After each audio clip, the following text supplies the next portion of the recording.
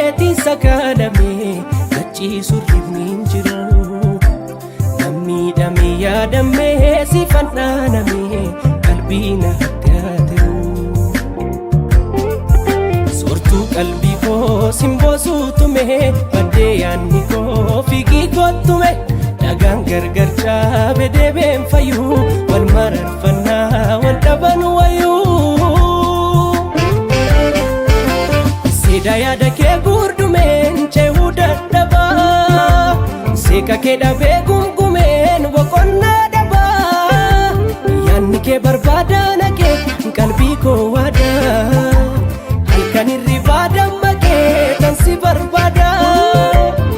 bakka fedhettuu dawaadhii beekoo si harkaa kulfa kan keetu madaqaa magoonaa fargaa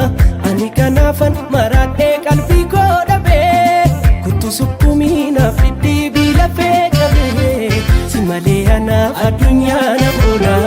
damma keechuu koo lapheensi si malee anaaf addunyaa na fuula damma keechuu koo lapheensi na fuula sansaka sabrii koo furtuu onnee koo dawaa qaamaa fi qalbii kottu hafuura keen dharraa na baasi lubbuu koo furii darbii kaddaba hiree koo konnaaf qajeelchi surraa addunyaa koof ta'ii si fedha garaan koo atnaaf soroorsi daandii duraa koo ba'ii galaana yaadaan waliin mararruu halaala teenya waliin dararruu dhibee jaalala marabbaan furraa jaarrafu waliin turraa galaana yaadaan waliin mararruu halaala teenya waliin dararruu dhibee jaalala marabbaan furraa jaarrafu waliin turraa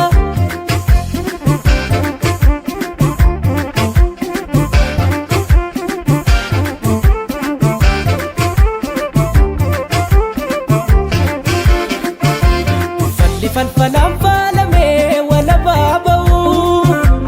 jibbi jaalalaan dhaalamee nu biraa ga'uu